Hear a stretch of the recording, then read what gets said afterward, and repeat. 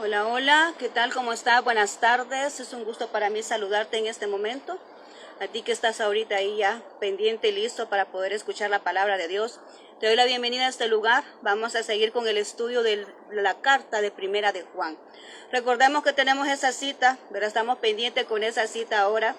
Y bueno, vamos a terminar ahora lo que es el estudio del libro de Juan y en este momento pues vamos al capítulo 5. Quiero invitarte que abras tu Biblia si tú la tienes ahí. Busca ahí el libro de Primera de Juan, capítulo 5. Eso es lo que vamos a estar viendo ahorita en este instante. Vamos a orar primeramente para pedir al Señor. Bienvenido a ti que te estás conectando. Es un gusto tenerte aquí. Bien, vamos a orar para que sea Dios hablando a través de mi persona. Así que acompáñame. Gracias, bendito Dios, ya estamos aquí, listos, dispuestos una vez más, Señor, para compartir tu palabra. Señor, utiliza mi boca, que sea por el medio de mi boca que salga tu voz, Señor, hacia las personas que están escuchando en este momento.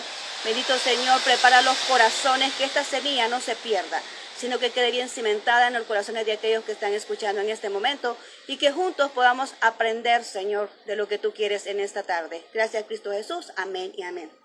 Muy bien, vamos a seguir con la carta de Primera de Juan, capítulo 5. Estamos estudiando esta carta. Bueno, y vamos a empezar allá con el capítulo 5:4. Quiero que me acompañes ahí. Capítulo 5:4 dice, porque todo lo que es nacido de Dios, dice, conoce, ¿verdad? Vence al mundo, y esta es la victoria que ha vencido al mundo, nuestra fe. Vamos a leerlo nuevamente. Dice, porque todo lo que es nacido de Dios vence al mundo, y esta es la victoria que ha vencido al mundo, nuestra fe. Vemos por ahí en la palabra de Dios como primer apartado. En este capítulo encontramos tres porciones, ¿verdad? Se divide en tres apartados, al menos en la Reina Valera podemos ver eso.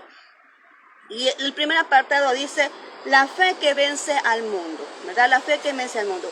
¿Y por qué es importante que nosotros tengamos fe? ¿Por qué es importante por qué Dios quiere que nosotros tengamos fe? Tanto así que el Señor Jesucristo dijo que si tuviéramos fe como un grano de mostaza, y comparó ese grano de mostaza, que es algo tan pequeñito, pero es algo tan poderoso, porque cuando tú tienes fe, dice la palabra de Dios, que todo lo que nosotros creemos se hace posible, ¿verdad? Dice que sin fe también es imposible agradar a Dios.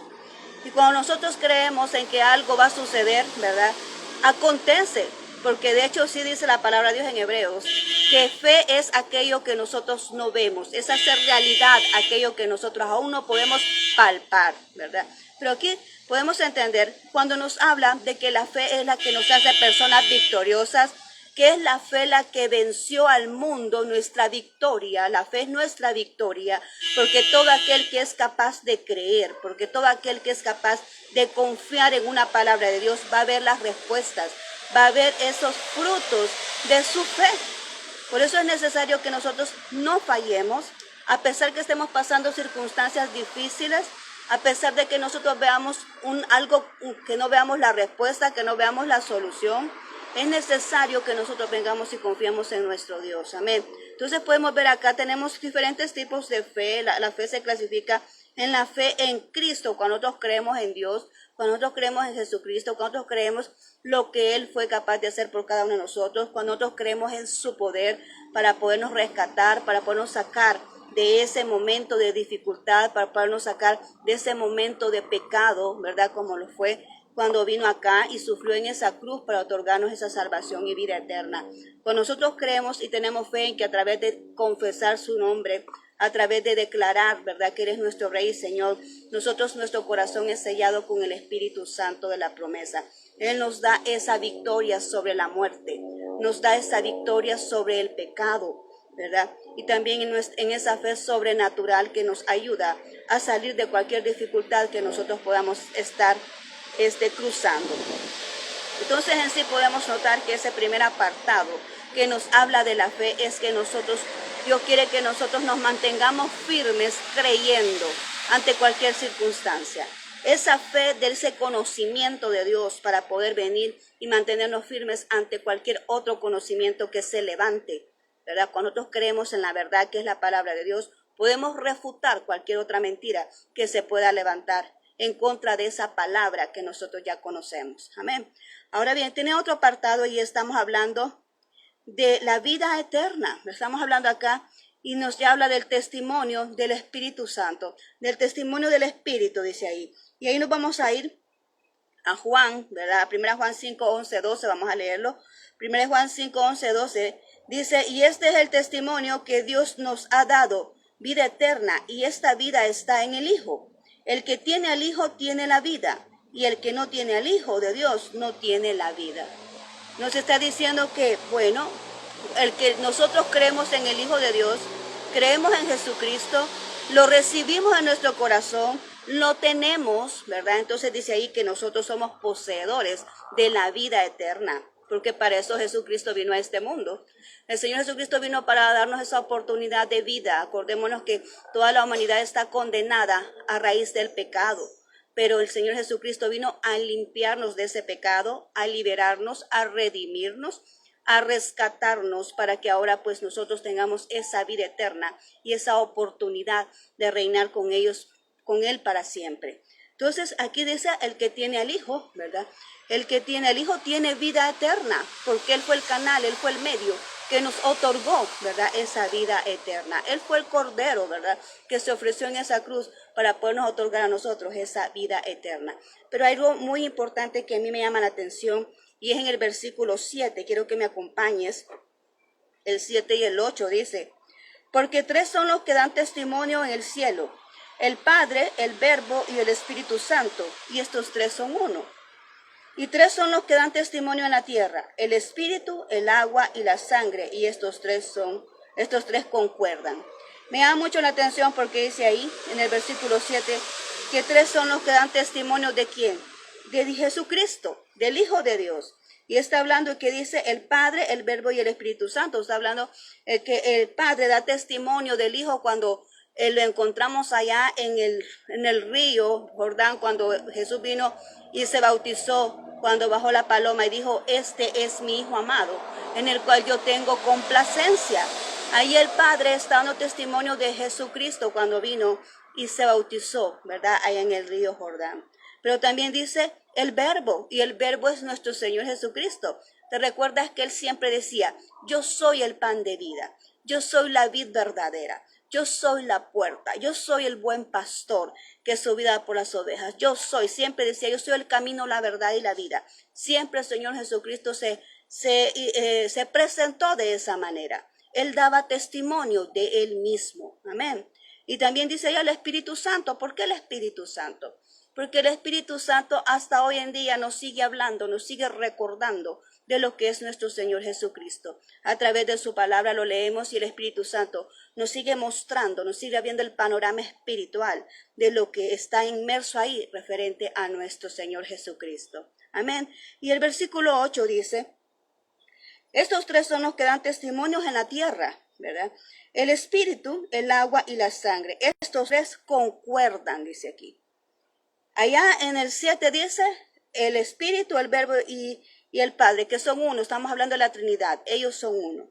Pero aquí en el 8 dice, estos tres concuerdan, está hablando del Espíritu, del agua y la sangre. Cuando está hablando del Espíritu Santo, pues ya sabemos, es el Espíritu que nos está hablando, nos está recordando de lo que es nuestro Dios, de lo que es nuestro Señor Jesucristo. Pero también tenemos ahí de agua, ¿por qué? Porque nos está hablando del bautismo de Jesucristo, del inicio de un ministerio, ¿verdad? Jesucristo se fue a bautizar cuando iba a iniciar su ministerio. Después de que hizo esa acción, ¿verdad? Del bautismo, viene y fue dirigido por el Espíritu Santo, dice la palabra de Dios, hacia el desierto, donde fue probado. Y una vez que salió del desierto, empezó su ministerio, ¿verdad? Ya ahí en Galilea, ¿verdad? Empezó su ministerio ya como lo que él venía a hacer como hijo de Dios, como profeta, como evangelista, como el Hijo de Dios que venía a ofrecerse en sacrificio a la humanidad. Entonces él empezó su ministerio después de pasar por las aguas del bautismo. Por eso dice por agua. Y por sangre, ¿por qué? Porque esa sangre representa el sacrificio de nuestro Señor Jesucristo en la cruz. Entonces todo esto nos llama y nos dice, ¿verdad? Que todo aquel que tiene al Hijo de Dios, por todo eso que habla la palabra de Dios, por todo eso que se expresa, entonces dice que tenemos, ¿verdad? Tenemos la vida eterna, porque eso fue lo que nos otorgó nuestro Señor Jesucristo. Y vamos a un tercer apartado, y es ahí ¿verdad? Allá en el 5:18, vamos a leer y dice ahí, dice como título en la palabra de Dios, dice, el conocimiento de la vida eterna, ¿verdad? El conocimiento de la vida eterna, vamos a leer el versículo 5:18 y dice, sabemos que todo aquel que ha nacido de Dios no practica el pecado, pues aquel que fue engendrado por Dios le guarda y el maligno no lo toca. El que ha nacido de nuevo no practica el pecado. Aquel que es hijo de Dios no practica el pecado. ¿Por qué no lo hace? Porque sabe que el pecado es muerte, el pecado es condenación, el pecado es el que nos aleja de la presencia de Dios. Al principio vemos en Romanos 3:23 que dice que por causa del pecado el hombre fue destituido de la presencia de Dios. Entonces el que es nacido de nuevo no practica el pecado, no se inclina, ¿verdad?, a las acciones de este mundo, ¿verdad? Porque el que conoce a Dios sabe que hay algo más importante, algo más valioso por qué cuidar. No hay nada mejor que cuidar nuestra vida espiritual, nuestra comunión con Dios, en la unción que nosotros portamos. No vale la pena caer en un error, caer en un pecado y descuidar, como dice la palabra de Dios, una salvación tan grande que nuestro Señor Jesucristo nos otorgó en esa cruz. Amén. Entonces, por eso dice aquí, el que es nacido de nuevo, el que es hijo de Dios, no peca. Y nos habla de que tenemos vida eterna y de que también existe un pecado que es de muerte, pero un pecado, en sí todo el pecado es de muerte, pero hay un pecado que cuando tú lo confiesas, tú te puedes rescatar. Y quiero que leamos allá en 1 Juan 5:17, me llama mucho la atención. 5:17 dice, toda injusticia es pecado, pero hay pecado no de muerte. O sea que hay pecado que puede cometer la persona, pero si se arrepiente puede alcanzar esa salvación, esa oportunidad y esa misericordia de Dios. Pero hay un pecado, como dice aquí, la injusticia. Me llama mucho la atención que dice que la injusticia es un pecado de muerte. La injusticia es un pecado de muerte. Y te das cuenta cómo hemos venido hablando acerca de la injusticia.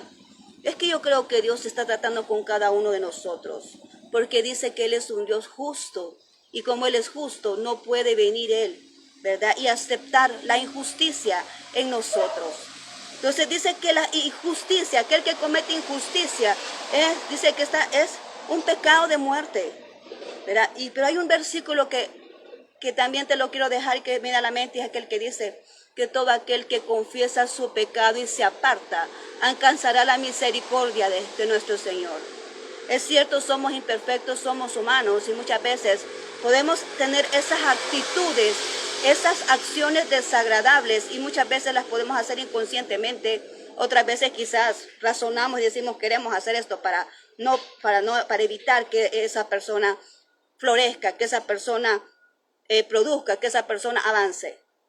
Muchas veces lo podemos pensar ya premeditadamente y Dios lo conoce. La cosa es que nosotros no podemos engañar a Dios. No podemos engañarle. Él conoce nuestros pensamientos y conoce nuestro corazón. Lo hemos hablado muchas veces. Nosotros podemos engañar a cualquier persona, pero menos a Dios. Y que Dios dice aquí que la injusticia, y me cautivó mucho esto, porque dijo, Señor, la injusticia es un pecado de muerte. ¿Y cuánta gente hace injusticia a alguien? ¿Cuánta gente le quita el derecho a otro? ¿Cuánta gente vela porque la otra persona no le vaya bien? ¿Cuánta gente lucha por matar a una persona en sus propósitos? ¿Cuánta gente hace eso? ¿Cuánta gente viene y violenta el derecho de los demás? ¿Cuánta gente hace injusticia? Y el Señor lo está diciendo aquí, es pecado de muerte. Hay que arrepentirse, hay que venir al Señor, hay que reconocer nuestras acciones. Y hay que decirle, Señor, mira, perdónanos. Perdónanos si hemos cometido alguna injusticia.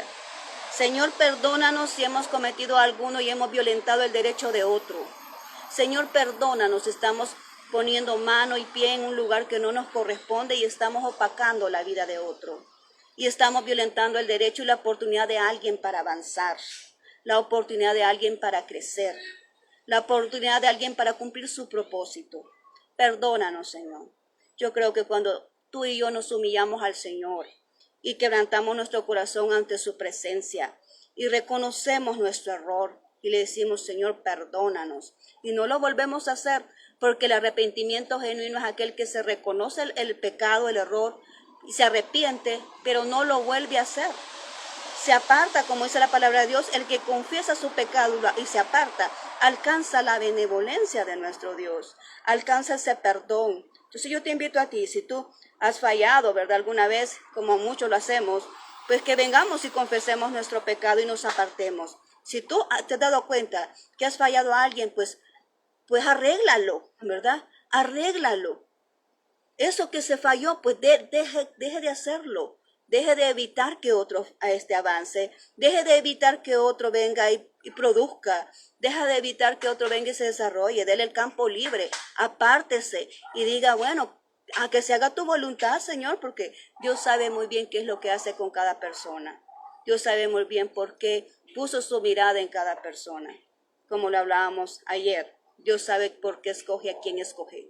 Amén. Entonces, dejémosle al Señor que sea Él Dios escogiendo lo que Él quiere. Y nosotros no tenemos que venir y poner mano en aquello para obstaculizar y para poner tropezadero a la gente. ¿Verdad que no? Así que ahora yo te invito, esta es la palabra de Dios que quiero dejar contigo. ¿Podemos haber fallado? Sí, podíamos haber fallado. Pero lo importante es venir y reconocer nuestro error y venir ante Dios pidiendo perdón para que alcancemos esa misericordia. Y arreglemos lo que hemos desarreglado, ¿verdad? Arreglémoslo para que todo funcione como Dios quiere. Amén. Entonces esta es la palabra de Dios para ti y para mí ahora, ya en el último capítulo de esta carta de Primera de Juan, capítulo 5, ¿verdad? Aquí ya casi viene la tormenta, por eso me estoy aquí apurando, ¿verdad? Porque ya tengo la gran nube por ahí. Entonces, por eso te digo, en esto terminamos ya el capítulo 5 y nos recordamos, nos habla de la fe para mantenernos firmes ante cualquier adversidad y nuestra fe en lo que nosotros creemos. Nos habla también de lo que es nuestro Señor Jesucristo, porque nosotros decimos que tenemos la vida eterna en Él. Él se entregó por nosotros y 3 son los que dan testimonio en el cielo y en la tierra también de Él, acerca de Él, por eso creemos en Él. Y nos habla también acerca del pecado, que el Hijo de Dios, aquel que ha nacido de nuevo, no es partícipe de las cosas del mundo, no es partícipe del pecado. Amén. Porque el Hijo de Dios, lo que somos hijos de Dios, no participamos del pecado, cuando Dios ya nos ha rescatado. Amén. Y que toda injusticia es un pecado. Amén. Está catalogado como un pecado de muerte. Así que tomémoslo en cuenta y pidámosle a Dios que nos ayude, ¿verdad? Que no nos deje fallar en este sentido. Así que muchas gracias por la atención. Vamos a seguir estudiando las otras cartas. Yo te invito el otro jueves, pero vamos a seguir estudiando las otras cartas.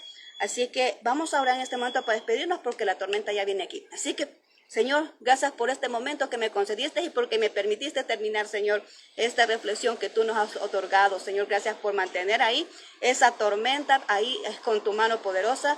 Bendito Dios, bendice a mis amigos, a mis hermanos que están escuchando, ¿verdad? Esta palabra, Señor. Muchas gracias, Señor, por permitirles a ellos escuchar esta voz que viene de parte de ti, Señor, esta palabra. Ayúdanos, Señor, a avanzar en lo que tú has destinado para nuestras vidas y perdónanos si te hemos fallado en algo. Bendice a mis amigos, a mis hermanos, Señor. Provéeles de todo lo que ellos necesitan en este instante. Gracias, Cristo Jesús. Amén y amén. Bien, un fuerte abrazo donde estás. Que el Señor te bendiga poderosamente y nos seguimos viendo si Dios lo permite. Bendiciones.